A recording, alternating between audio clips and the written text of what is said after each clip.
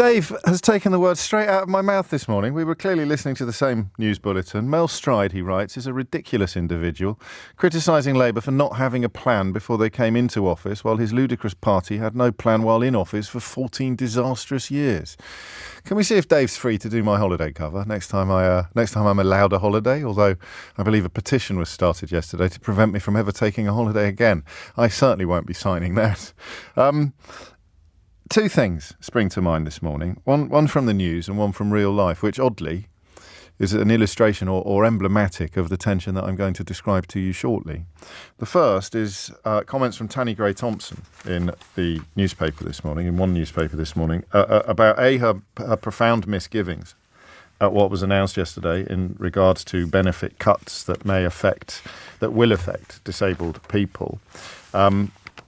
And B, her description of the demonisation of disabled people that she is already aware of. She writes, or she said yesterday, there is some really horrible rhetoric around at the moment.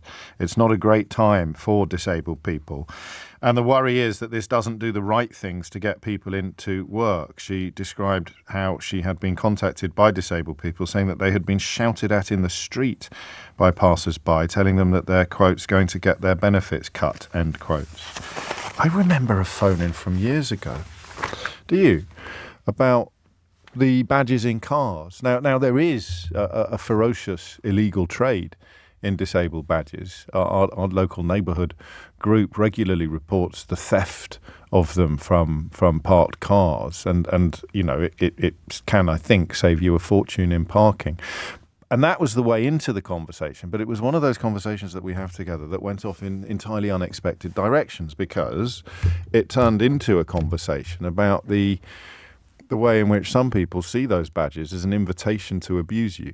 So you park in the disabled bay at the supermarket, for example, and you are not immediately and obviously disabled. So you don't get out of the car on crutches in order to get your wheelchair out of the back of the boot, or you do not immediately appear to be. You might only be able to walk 100 yards. You might only be able to walk 30 yards.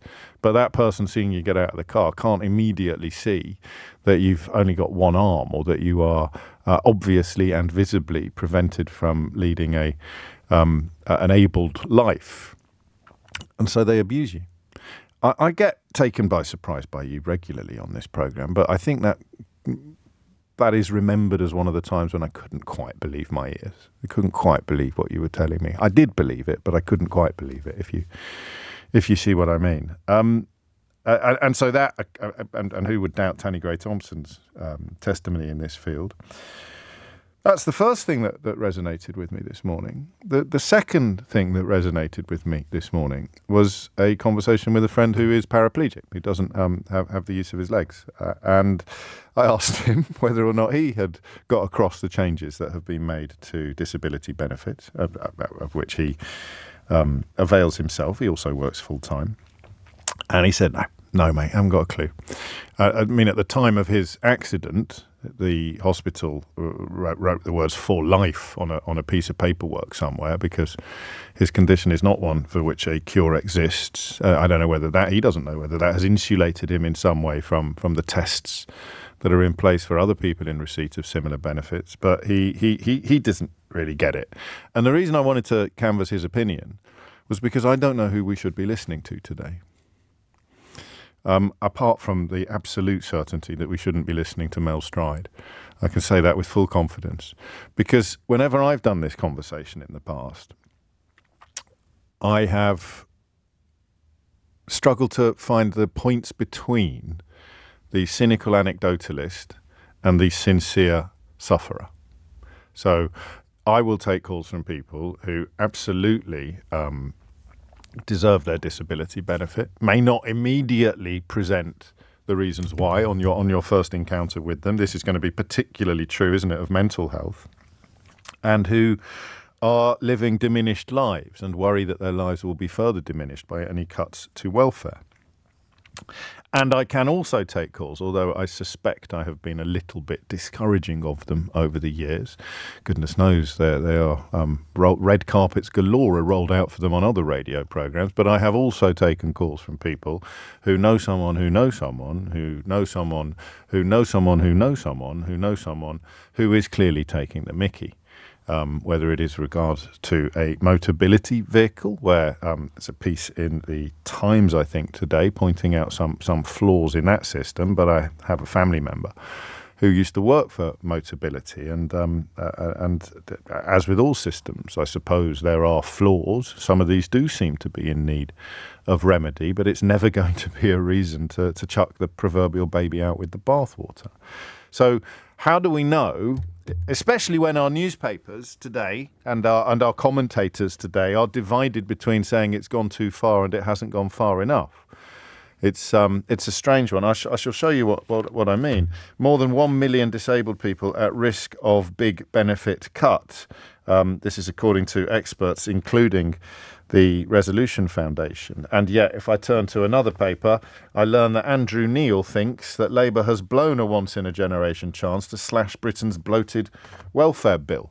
Now, I know what you're thinking. Why would anybody ever listen to anything Andrew Neil has to say? Or indeed any other Brexit-supporting Donald Trump fan? You'd think they might have learned their lesson by now, but that's not how the British media works, is it? Being wrong about everything for pretty much your entire career is absolutely no obstacle whatsoever to continuing to opine on the front page of national newspapers on subjects about which you are just as qualified to comment as you were about Brexit and Donald Trump. So how do you know who to listen to? How do you know who to listen to? Where do you go for your information? Worried sick on the front page of the Mirror. This is one of those days where the British newspapers actually do serve a useful purpose. Unfortunately, the purpose they serve that is useful is to almost enforce and confirm the confusion that honest people will be feeling at how the stories have unfolded. This is nice from James. You don't look disabled to me, they say, to which the classic answer is, and you didn't look stupid to me.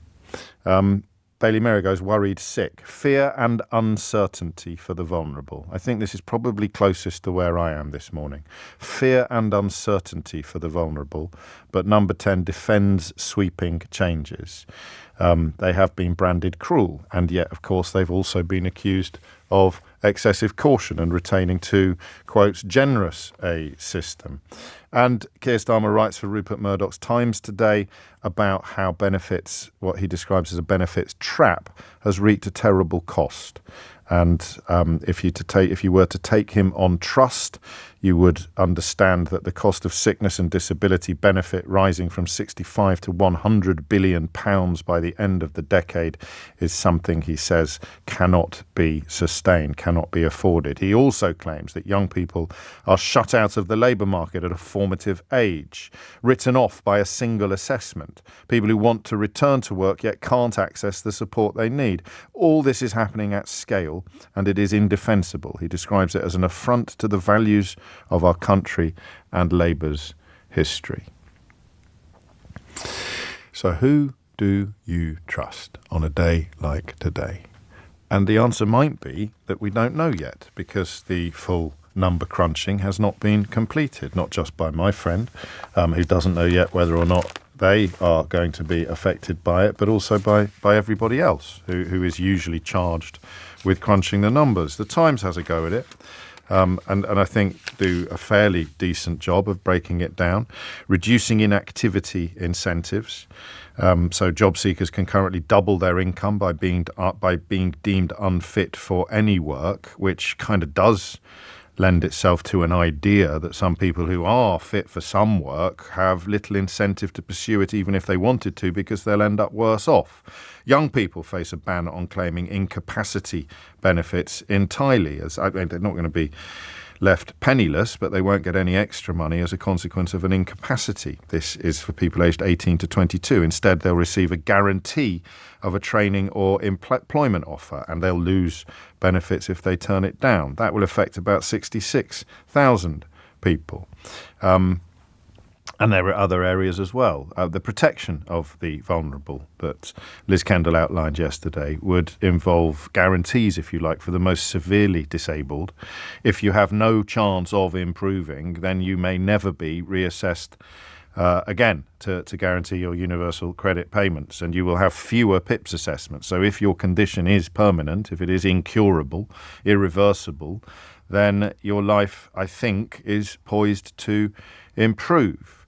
And that, I think, also walks the line that we've discussed a lot on the programme recently between can't and won't.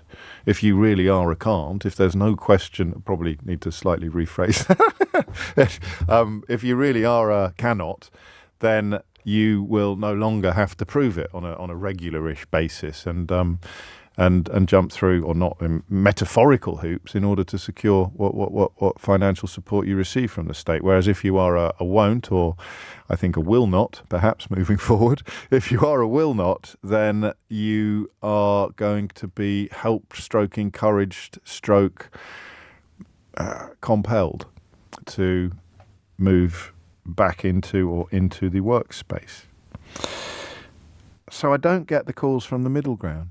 Generally, I've had a few, so you will hear from people who, for example, are in that category of wanting to go to work but being able only to do X hours a week, and therefore not wanting to do that because you would lose the benefit that essentially doubles your income. You wouldn't make enough, or you wouldn't make, to do 20 hours a week for £100 more than you would receive not doing any work, or £50 more. It means that you're working for £2.50 an hour, or for £5 an hour. You're doing work that has been adjudged by the system, by the government, to be a pittance, to be illegal in terms of sums. But when you crunch all these numbers together, that's where it goes. 10:15 is the time. And I've also taken calls from people over the years who have told me that they have sort of got trapped in these sort of circles, but not many. Not many. I think you can see where we're going with this, can't you? Yes. Question one, broad question. How do we know? 0345 6060 973, whether or not this is cruel or inadequate. How do we know if it's gone too far or not? It's Goldilocks territory, right? Is it mummy bear, daddy bear, or baby bear? Is it too hot, too cold, or just right? How do we know? That's your first question. And I'll take any answer you've got to that, because it's a tricky one, isn't it? 0345 6060 973. How do we know? 1.2 million people could be affected. If you are one of them, tell me how that makes you feel today. But how do we know? And then the second question becomes, how feasible is it? Because I've never bought this, I've got to be honest with you. And the only reason I'm entertaining the possibility today is because it's a Labour government that's introduced these policies, not a Tory government. And I know there'll be plenty of people listening to this programme who are beginning to wonder what the difference is. I think you're silly to think that, but in a loving way. I think the list of things that distinguish this government from what we've seen over the last 14 years is as long as your arm. But I also do understand why any talk at all of cutting welfare, particularly for disabled people, feels like a place that your Labour Party should never go to. Again, you're wrong, because it was very much a part of the last Labour government as well. But as in Tony Blair's and Gordon Brown's, but I know it doesn't feel like the party of Anira Bevan, perhaps, or even Clement Attlee. And that's the second question: is that how do you inhabit this story? How is it something that you can understand, that you can actually see some wisdom in? Because of the system that you have been in, and how many degrees of separation should we have here? I don't know. I think the worst one I ever heard was the woman who rang me to dob in her sister-in-law. Or was it even her sister, actually? I mean, how does the system work? How feasible is it? How much flab is there to be trimmed? How much, not fraud, I don't think. Maybe that's a good and helpful distinction. Because fraud is obviously wrong and it's illegal. So if someone's doing that, it doesn't prove that the system is wrong any more than someone committing a murder proves that our laws regarding murder are wrong. If someone is committing benefits fraud in this context, but if someone isn't and they are being prevented from work or discouraged from work, then that's what I want to hear about. Let's try anyway. I'll cast my net. I've described the two poles, the angry and often cynical anecdotalist describing somebody else's life. And remember, if you're describing an actual crime, it's not quite the zinger that you think it is, because no one's going to defend that. No one's going to defend someone who is actually gaming or defrauding the system. And then you've got the sincere sufferer. I hope that phrase is one that we're all comfortable with. The person who really does need help from the state in order to function, regardless of whether or not that function involves work or not. But in the context of these cuts, it's going to be the people who we have been filing now for a while under cannot or can't, not won't. And Starmer's entire premise is built on the idea that some of the people who look like won'ts actually could be cans.